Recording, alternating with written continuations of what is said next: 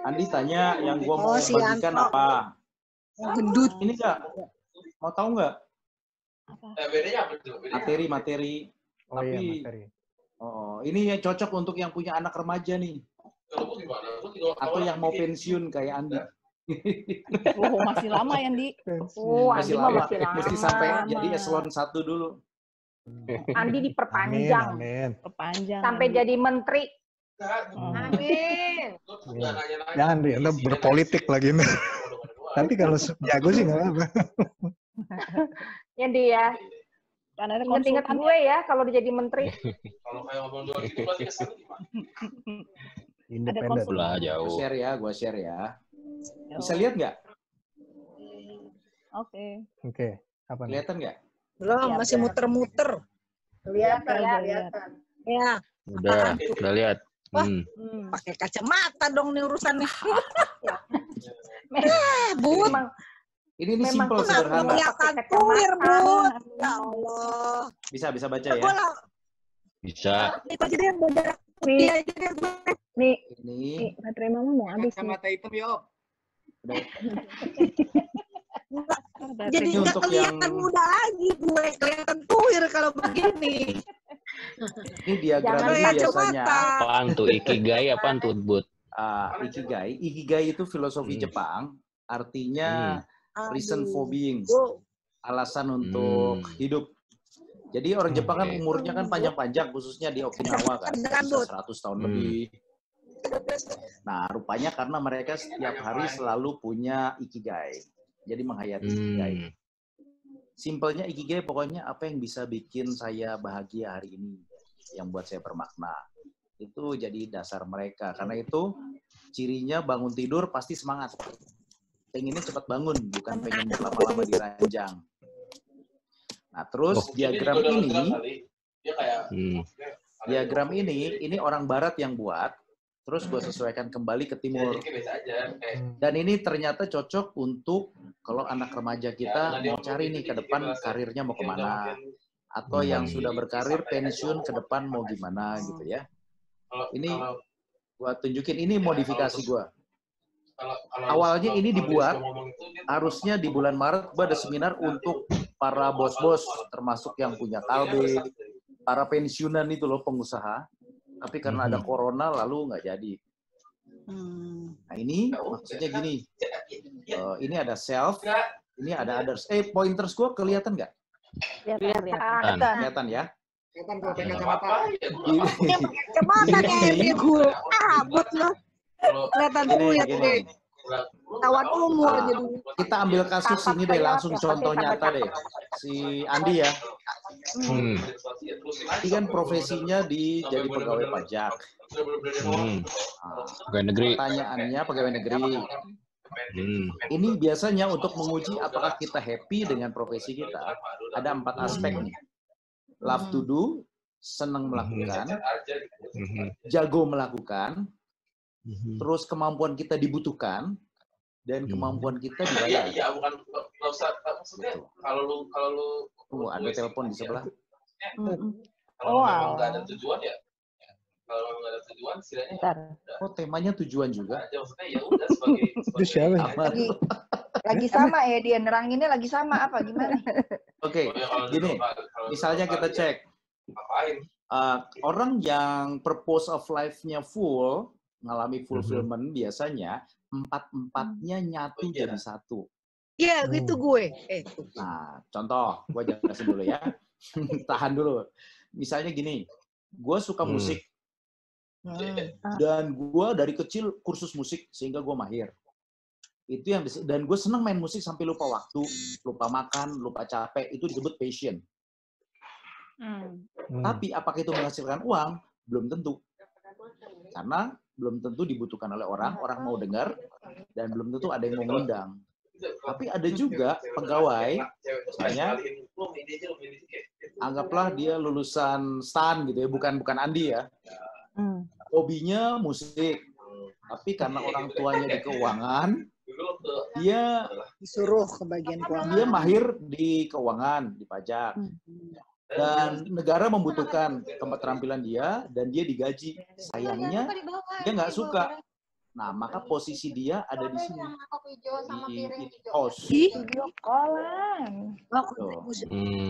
Jadi, Kos. Ya. dan resikonya apa? Resikonya itu ini beneficial profession. Profesinya bermanfaat bagi orang lain, tapi bagi diri sendiri enggak. Karena dia nggak suka.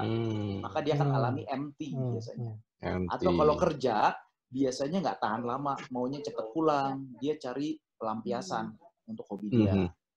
Supaya bisa balance lagi. Yang happy adalah orang yang hobinya dia mahir dan kemahirannya itu disukai oleh banyak orang dan dia dibayar dari situ. Kita cek Maureen misalnya ya. Maureen kan dengan USAID ya. Ketika mahir maka ada grade. Dibutuhkan yes. Paid ya. Kalau di NGO pertanyaannya biasanya apakah bayarannya itu memuaskan nggak bagi yang kerja? Kalau enggak, dia hanya berhenti di sininya nggak ada, maka hanya menjadi entah calling, contribution atau mission. Mission itu gabungan antara yang suka dilakukan dengan yang dunia butuhkan. Itu jadi misi.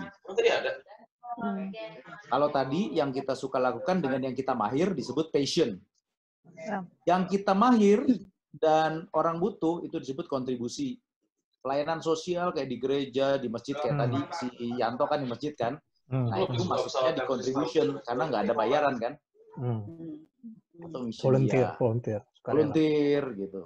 Ada tuh temen gue yang kerjanya pelayanan lupa sama keluarga. Ada. Ya, karena dia merasa itu passion. Padahal lebih dari passion, itu contribution bagi dunia. Dia merasa itu calling-nya dia. Tapi sayangnya dia berkeluarga. Kalau yang kayak gitu mendingan jadi seorang aja sendiri. Nah, ada lagi orang yang dia kuliah gitu ya, bukan karena hobi tapi karena kewajiban. Nggak terampil juga, tapi karena punya relasi bagus, dia bisa dipekerjakan dan pekerjaan dia memang gede. Nah, gajinya pas lah, nggak gede. Nah, resikonya apa? Itu vocation dia. Tetapi dia nggak punya passion dan nggak punya karir. Biasanya flat. Maka yang bagus adalah apa yang kita sukai, kita pelajari sampai mahir, dan kita cek pasarnya mana, dan kita bikin daya tawar yang bagus, sehingga purpose of life. Kira-kira gitu. Nah, ada yang mau kasih contoh nggak? Anaknya siapa gitu? Atau diri sendiri? Anak gue deh, coba deh anak gue deh. Ya, coba.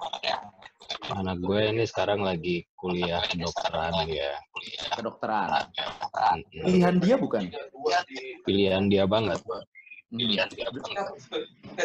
Berarti dia love to do. Sedang mencari grade F. Nah, sekarang kedokteran masih umum ya, bro ya? Ya, kan baru mulai dia, baru semester 2. Maka nanti dicek apakah dia menjadi dokter dalam rangka melayani atau dalam rangka memang dia punya impian misalnya sekaligus jadi dokter tapi juga itu profesi dia nih di sini bro. Kalau dia mau jadikan itu profesi dan menjadi purpose of life, maka dia harus cari pasarnya mana yang kira-kira membutuhkan dia. Kalau sekedar dokter umum kan gaji kecil sekali, persaingan ketat sekali. Gue banyak kenal dokter-dokter umum yang akhirnya alih profesi karena nggak bisa hidup dari profesi mereka. Ya. Dia di spesialis gitu ya. Ya. Atau tetap dokter umum tapi dia punya keahlian khusus kayak Lutfi misalnya. Lutfi atau Lutfi ya? Lutfi. Nah, Lutfi dia belajar akupuntur. Oh. Karena kalau sekedar dokter umum paling cuma jadi dokter jaga. Tapi ketika dia tahu akupuntur dia bisa buka praktek sendiri, pasarnya ada dan angkanya ada. Gitu. Oke. Mas Kumkum. Ya, siap. Hobinya apa? Musik. Hobinya main musik. Jago main keyboard. Ya. Pertanyaannya, siapa yang membutuhkan jasa dan bersedia membayar dirimu? Itu lebih jarang. Bayarnya pakai kita dia mah. Ya. Kawinan.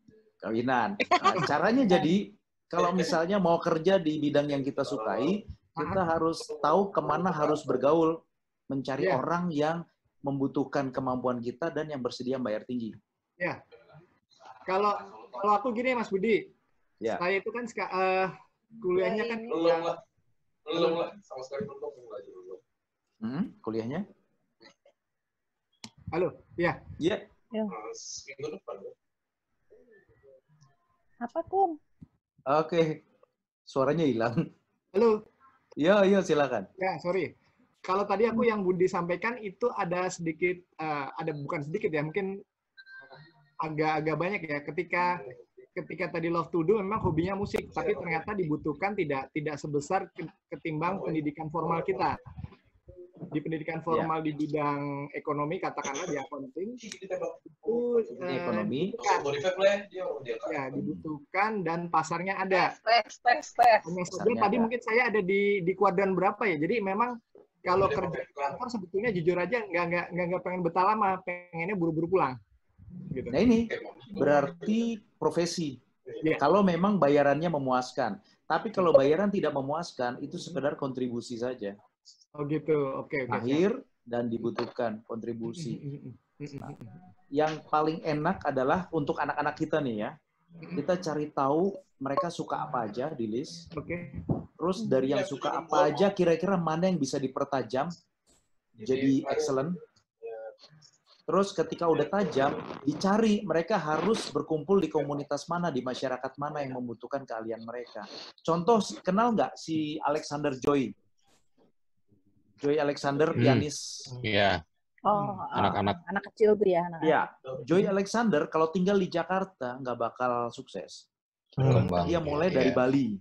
Habis dari Bali dia ke Amerika. Amerika. Karena dia pianis jazz. Pianis jazz itu sedikit pasarnya. Dia harus bergaul di pasar internasional. Maka ibunya kemana-mana nemenin dia dalam rangka menemukan orang yang need skill-nya si Joy dan juga akhirnya bisa hidup dari situ. Nah, untuk anak-anak perlu diarahkan ke situ tuh. Termasuk milih kuliahnya di mana gitu. Siapa, Kalau Flo? Kamera lu balik. Gitu. Oke, bukan untuk anak-anak nih, untuk orang dewasa juga penting, masih perlu nih. Masuk. Li, lu kebalik, Li. Yang ribut orang yang udah lama baru sadar ngelihat diagram. Wah, ternyata gue nggak seperti itu. Coba. Meryl, sharing Meryl. Oh, hobi lo, apakah menjadi profesi lo sekarang? Nah, itu seafood. Hobi gue, profesi gue, ya bisa. Karena profesi gue sekarang sebenarnya shifting. Jadi tadinya kan di investment. Terus tahun 2008 lagi global financial crisis, investment kan jeblok semua, gue di fire. Gak ada kerjaan ya. Nah, pas gue lagi investment, gue suka coding. Hobi gue coding, karena gue buat Excel program. Gue pakai VBA. Bebek gue nggak ada nih, bebek gue. Jadi hobi coding gitu, akhirnya gue belajar programming sendiri. Gue nggak ada background IT sama sekali. Lagi sibuk ya? Nah, bentar ya, Flo ya. Terus? Oh iya. Akhirnya gue sadar, gue shift deh. Mulai dari nol lagi tuh. Jadi bisnis analis, dari ini. Jadi benar-benar ilmu baru. Tapi dan butuh waktu akhirnya ya supaya bisa grade. Iya. Akhirnya udah grade, terus need, makanya gue pindah ke Australia karena Australia pasarnya lebih gede kan daripada New Zealand. Apa itu? Cuman belakangan terakhir ini ada challenge dari di luar ini. Masalah sekarang ini COVID kan banyak gosip-gosip apa sih? Masalah gimana jadinya. Karena pertama gue kerja di partner, orang-orang media gue bilang IBM itu berantai karena dia udah ngedukung apa LGBT segala macam. Nah itu semakin nggak masuk sense gue kan, sampai gue akhirnya mikir apa gue kerja untuk hal yang benar gitu loh, kira-kira gitu. Tapi kan itu nggak boleh dipengaruhi. Di sini diagram ini belum ada nih. Di sini lo akan berpindah di antara mission, calling, dan contribution karena lo akan melepaskan paid for. yang selama ini diisi sama IDM. Gitu. Hati-hati keseimbangannya supaya bisa tetap di tengah. Kalau nanti keluar lebih yang cari yang selaras, maka cari yang membayarnya juga memuaskan. Mulai bersiap. Kalau kira-kira gitu, bro. Detailnya kita bisa japri ya. Flow sebetulnya ini loh, purpose of life-nya kuat loh. Flow. Ya gue hidup gue kalau Musik, kan? ngobrol masalah itu, gue mainnya hidup gue kan cuma dari musik. Yes. Suka musik, mahir musik, udah punya segmen, platformnya. Bayar. Hanya sebetulnya Bayarannya Indonesia juga nggak oke lah. kurang Kalau maksimal, bayaran nggak bro. Oke, gue juga nggak mau. Hah? Untuk Indonesia masih kalah dibandingkan di luar. Wah, kalah banget, gile. Iya kan? Nah, jeleknya di Indonesia nih gini nih. Misalnya lu ada pemain bagus. Ada pemain bagus, itu kalau di kalangan komunitas-komunitas lain gitu, Pak, dia malah suka di